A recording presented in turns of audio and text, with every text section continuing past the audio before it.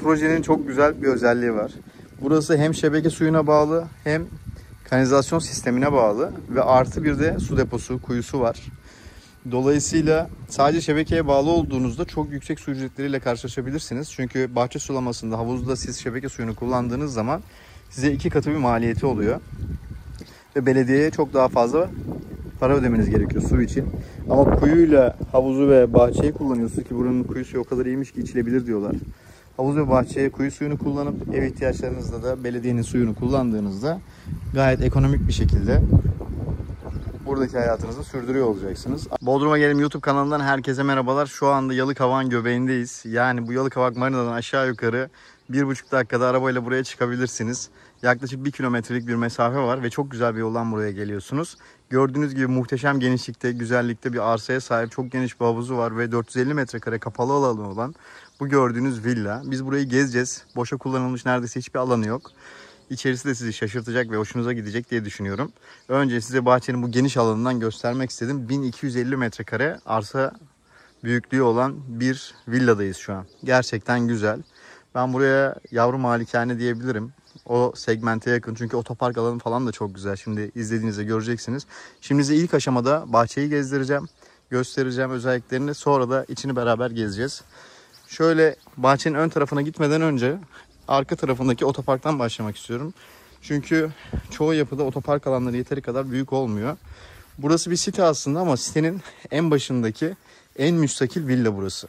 Projedeki en güzel villa. Burada alternatifler olabilir ama ne bu kadar büyük arsası var ne de bu kadar izole. Bunun kapı komşusu yok.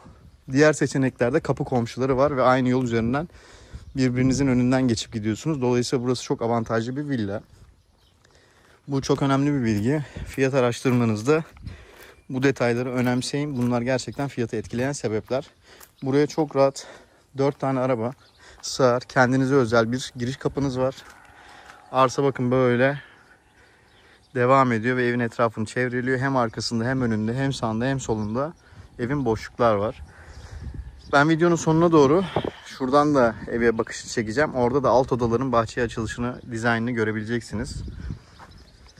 Şimdi tekrar aynı yoldan gidelim ve iç bahçeyi gezelim. İç bahçeyi gezdikten sonra da evin içini beraber keşfedeceğiz.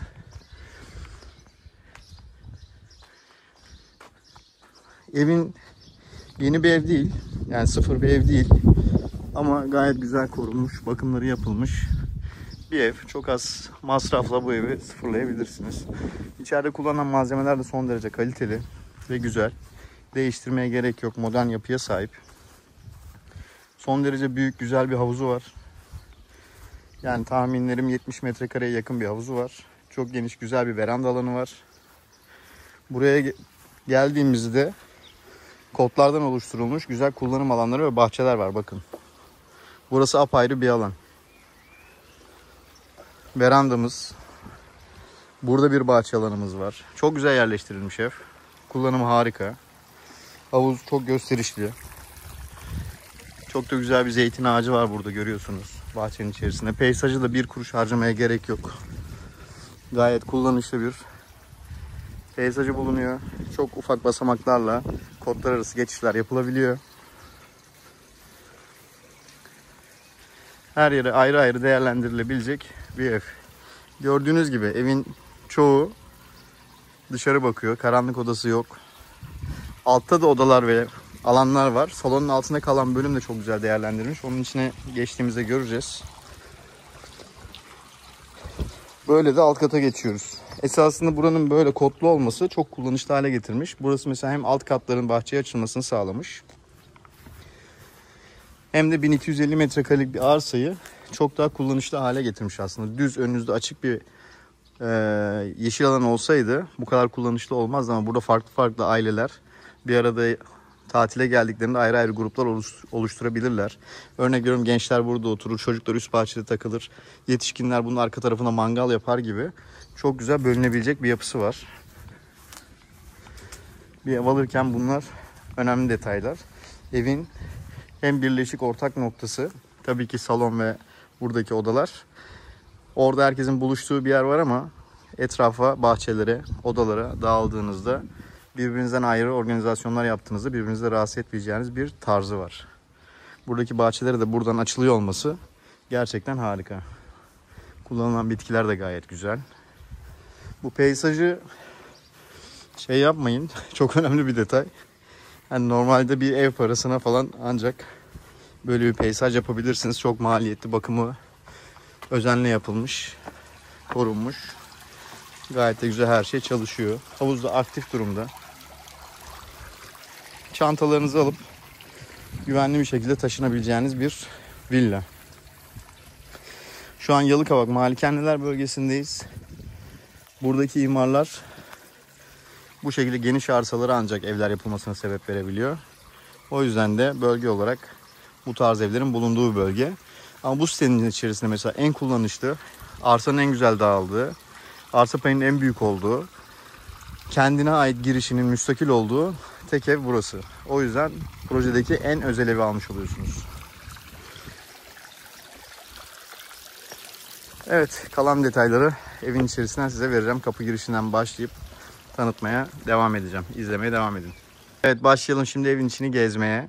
Şimdi bu kapıdan gireceğiz. Evin salonunu sanki siz evinize geliyormuşsunuz gibi hissedeceksiniz. Gezerken de size detayları anlatmaya çalışacağım. Şimdi burada VRF iklimlendirme var. Gayet güzel, 5 dakikada soğutup 5 dakika ısıtan, güzel düzgün çalışan bir sistemi var. Şu gördüğünüz gibi sol tarafta vestiyer alanımız var. Aynı zamanda sağ tarafta da yine vestiyer alanı veya başka bir şey için kullanabileceğiniz bir ufak oturma grubu koyup ayakkabılarınızı giyip çıkarken kullanabileceğiniz çok harika bir alan var. Ve bu da cam mekanda dışarı açılıyor. Çok güzel bir atmosferi var. Yine burada saklama alanları var. Evin tamamında olabilecek her yere saklama alanları, dolaplar konmuş. Yerde kullanılan mermer gayet güzel. Burada kullanılan ferforje demirler de buraya uyum sağlamış. Şimdi bazen oluyor. Her şey çok güzel oluyor. Şu yapı, korkuluk kötü olduğu zaman bütün evin düzenini bozuyor. Burada gayet güzel geldi bana. Tabii ki zevkler ve renkler tartışılmaz. Tavan yüksekliği gayet iyi, yeterli. Premium bir havası var. Şimdi buranın her katı aşağı yukarı 120 metrekare. Toplamda 3 kat, 380 metrekare net kapalı alanı var. Balkonlarla beraber 450 metrekareye çıkıyor. Burayı bu şekilde geniş, güzel, odaları geniş, giyinme alanları olan bir ev olarak değerlendirebilirsiniz. Dediğim gibi bana kalırsa burada masraf yapılacak çok fazla bir şey yok. Birkaç tane konu var. Onları çözdükten sonra gelip oturabilirsiniz. Buradan zaten direkt bahçeye açılıyoruz. Oturma gruplarımız var. Mutfak alanını şöyle ben size gezdireyim. Bakın, mutfak dolapları gayet yeterli. Yeni, neredeyse kullanılmamış gibi. Yani çok az kullanılmış bir ev burası. Sadece yazlık olarak kullanılmış. Evet, burayı size yavaş yavaş gezdiriyorum. Çünkü gerçek alıcılar bütün detayları görmek isteyecektir. Girişte sağ tarafta ebeveyn banyolu. Şurada misafir tuvaletimiz var. Gayet yeterli. İçinde banyo yok, sadece tuvalet. Şöyle bir üstünkörü gösterdim. Böyle girdiğimizde güzelce geniş bir yatak odası var. Tamam, çok geniş değil ama içinde hem gömme dolabı var. Bir dolap yerine ihtiyacınız yok. Şöyle bir makyaj masası alanı var. Giydirmeleri yapılmış bir duvarı var. Buradan da direkt bahçeyi, havuzu gören ve aynı zamanda da balkona açılan bir kapısı var. Giriş kattaki odamız böyle bir oda. Yani gelen misafir büyüklerinize falan gönül rahatlığıyla verebileceğiniz, misafirinizi yerleştirebileceğiniz huzurlu bir oda. Böyle devam ediyoruz. Şimdi önce üst kata çıkalım. Bu evin kurulumu şöyle. Üst katta 2 oda. Alt katta, yani giriş katta, bulunduğumuz katta 1 oda. Toplam 3 oda oldu. Aşağıda da 2 oda var. 5 oda. Burada bir salonumuz var. Bir de aşağıda bir hobi alanı var. Orayı çok fazla üzerine düşünmemiş ama sizin düşüncelerinize, tarzınıza yapabileceğinizde çok güzel bir alan geliştirilmiş. Oraya da aşağı indiğimizde göstereceğim. Şöyle kullanılan malzemeleri de görmenizi istiyorum. Salonu da biraz yukarıdan göstereyim size böyle. 1250 metrekare arsa payı olan, projedeki en büyük ve tamamen müstakil girişi olan, komşusu olmayan bir villa. Evet, yine gömme dolapları görüyorsunuz. Gayet güzel. Bunun da önü komple balkon.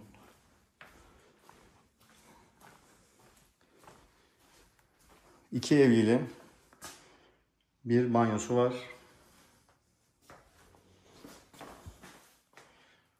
Burada bir makyaj bölümü. Buradaki gömme dolaplar yeterli olacaktır diye tahmin ediyorum. Ayrıca burada da bir komodin konumlanmış. Bahçeden görüntü vermeye devam ediyorum odalardan.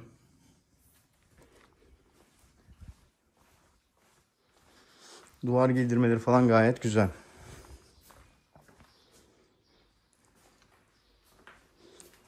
Ebeveyn banyolu bir odamız da burada var. Üçüncü odamızı geziyoruz şu an. Bu oda biraz daha geniş. Biraz daha ferah. Yine balkona açılıyor. Ve buradan ne kadar görebileceksiniz bilmiyorum ama aslında gerçekte baktığımızda hafif de bir deniz manzarası var. Bir de buranın terası var. Teras kullanımını da göstereceğim size. Evin neredeyse hiç masrafı yok. Hangisi? En alt katta ufak tefek masrafları var. Burada da çift eviyle büyük, güzel bir banyo var. Bence master bedroom burası olmalı. Evet, şimdi gelin balkonu ve terası değerlendirelim. Çünkü burası sadece bu önümüzdeki terasla yeterli değil. Belki size ufak gelmiştir. Şimdi daha geniş alanları göreceksiniz. Evet, böyle boylu boyunca bir terasımız var. Aynı zamanda da böyle bir barbekü alanımız var. Sürprizlerden biri bu olsun. Gayet güzel. Buradan da terasa çıkışımız var. Burayı da yukarıdan size ben bir göstereyim. Evet. Bu evin özelliklerinden, projenin çok güzel bir özelliği var. Burası hem şebeke suyuna bağlı hem kanalizasyon sistemine bağlı ve artı bir de su deposu, kuyusu var. Dolayısıyla sadece şebekeye bağlı olduğunuzda çok yüksek su ücretleriyle karşılaşabilirsiniz. Çünkü bahçe sulamasında, havuzda siz şebeke suyunu kullandığınız zaman size 2 katı bir maliyeti oluyor. Ve belediyeye çok daha fazla para ödemeniz gerekiyor su için. Ama kuyuyla havuzu ve bahçeyi kullanıyorsunuz ki buranın kuyusu o kadar iyiymiş ki içilebilir diyorlar. Havuz ve bahçeye kuyu suyunu kullanıp ev ihtiyaçlarınızda da belediyenin suyunu kullandığınızda gayet ekonomik bir şekilde buradaki hayatınızı sürdürüyor olacaksınız. Aidatlar da bu villalara göre çok makul. Bahçesi, havuzu, her şey dahil. Harika bir yapıda. Yani dört dörtlük. İmar problemi yok. Tapu problemi yok. Kat mülkiyetli, iskanlı. Dört dörtlük bir yer. Böyle değer Bodrum'da kolay kolay bulunmaz. Herkesin sorduğu sorulardan biri. Kesinlikle tavsiye ediyorum. Evet, şimdi terasa çıkıyoruz.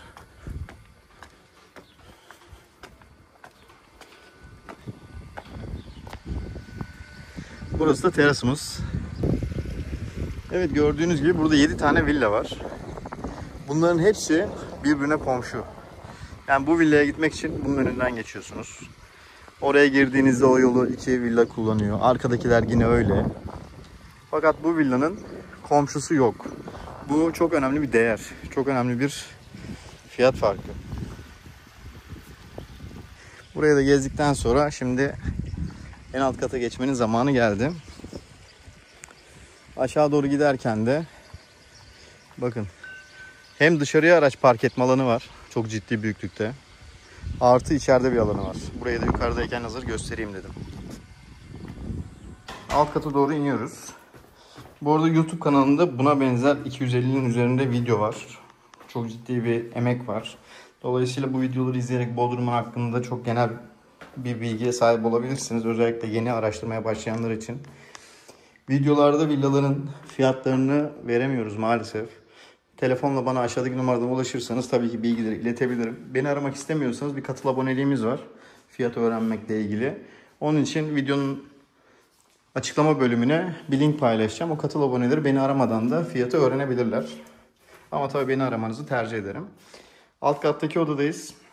Odalardan birindeyiz. Bu oda bahçeye açılıyor. Kendine ait gördüğünüz gibi banyosu, tuvaleti var. Demin yukarıdan gösterdiğim bahçeye de bu şekilde ulaşabiliyorsunuz. Devam ediyoruz. Bu alt katta, her alt katta olduğu gibi tabii ki böyle bir soğuk atmosfer var. Burada duvar kaplamaları kullanarak burayı çok güzel hale getirebilirsiniz. Çok şık duvar kaplamaları var. Ki birçok projede böyle alt katları o şekilde değerlendiriyorlar. Dolayısıyla buraya biraz masraf ederek yukarısı gibi evin gerçekten samimi güzel bir ortam haline getirebilirsiniz. İkinci odadayız. Burada da gördüğünüz gibi ebeveyn banyosu, gömme dolaplar, her şey mevcut. Bu da yine aynı alt kattaki bahçeye açılıyor. Gayet güzel. 4 yaşında bir bina burası. Proje 4 yıllık yani. Burada da böyle çok geniş bir alanınız var. Burası yukarıdaki salonun altında kalan bölüm. Burayı istediğiniz gibi değerlendirebilirsiniz. Sinema odası olarak tasarlanmış bir havuzdan buraya bir pencere açılmış. Burayı çok güzel hale getirebileceğiniz bir yer. Çok da geniş bir alan.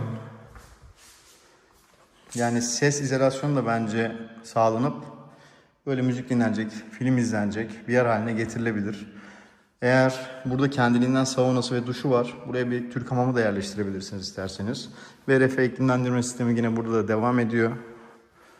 Sauna bölümünü de şöyle bir göstereyim. Bu ışıkların açık haliymiş. Gayet güzel. Geniş, güzel. Bir ailenin kullanabileceği kadar genişlikte güzel bir saunası var. Şöyle devam ediyorum. Burada da bir lavabomuz bulunmakta. Evet, ev burada bitiyor. Bütün bilgileri verdiğimi düşünüyorum. Kalan detaylar için bana ulaşabilirsiniz. Aşağıdaki telefon numarasına adınızı, soyadınızı, bu projeyi izlediğiniz bir ekran fotoğrafı veyahut da bir link iletirseniz size merak ettiğiniz şeyleri tabii ki iletebilirim. Dediğim gibi burası kusursuz, sorunsuz bir yer. Çok az 4 yaşında bir yer. Belki bir tadilatlar yapılabilir bir parça. Ondan sonra rahat rahat kullanabilirsiniz. Burası da çamaşır odası. Burayı göstermemiştim. Çamaşır dolapları. Böyle bir çamaşır kurutma alanı var. Bakın ne güzel. Yani şu mükemmel bir şey. Hiç dışarıda çamaşır göstermeden burada kurumayı sağlayabileceğiniz güvenli güzel bir alan var. Kanalıma abone olup takip etmeyi unutmayın. Böyle seçenekler çıktığında iyi bir seçenekse, fiyatı doğruysa, ki buranın fiyatı gayet güzel, doğru. Arsa fiyatlarını göz önünde bulundurduğunuzda çok geniş bir arsaya sahip. Doğru fiyattan doğru konut satılıyor. O yüzden siz de kanalı takip ederseniz, iyi ki öğrenenlerden olursanız avantajlı olacağınızı düşünüyorum. Görüşmek dileğiyle, izlediğiniz için teşekkürler. Umarım hayalinizdeki eve bir an önce kavuşursunuz. Kendinize iyi bakın.